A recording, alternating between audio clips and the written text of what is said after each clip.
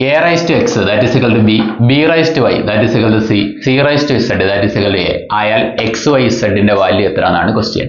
നമുക്ക് ഏറ്റവും അവസാന ഭാഗത്തു നിന്ന് തുടങ്ങാം. c raised to z that is equal to a എന്ന് വെച്ചാൽ a എന്ന് പറഞ്ഞാൽ c raised to z ആണെന്ന് പറയുന്നു. c ക്ക് ഒരു ബ്രാക്കറ്റ് എടുത്തേക്കാം.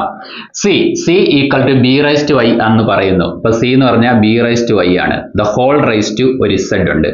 b raised to y the whole raised to z. ഇത് രണ്ട് പവറുകളാണ്. രണ്ട് പവറുകൾ വന്നാൽ അത് രണ്ടുകൂടെ മൾട്ടിപ്ലൈ ചെയ്തേക്കണം. അപ്പോൾ പവറിന് മറ്റൊരു പവർ വന്നാൽ അത് രണ്ടും മൾട്ടിപ്ലൈ ചെയ്യുക. b raised to y z. b ക്ക് ഒരു ബ്രാക്കറ്റ് ഇരുന്നോട്ടെ. ഇനി b എന്ന് പറഞ്ഞാൽ a raised to x എന്ന് പറയുന്നുണ്ട്. b equal to a raised to x. അപ്പോൾ b യുടെ സ്ഥാനത്തോട്ട് ഞാൻ a raised to x കൊടുക്കുന്നത് the whole raised to y z. ഇത് തമ്മിൽ മൾട്ടിപ്ലൈ ചെയ്യേണ്ടി വരും. അപ്പോൾ നമുക്ക് a raised to x y z എന്ന് എഴുതാം. ലെഫ്റ്റ് സൈഡ് a ഉണ്ട്, a raised to 1.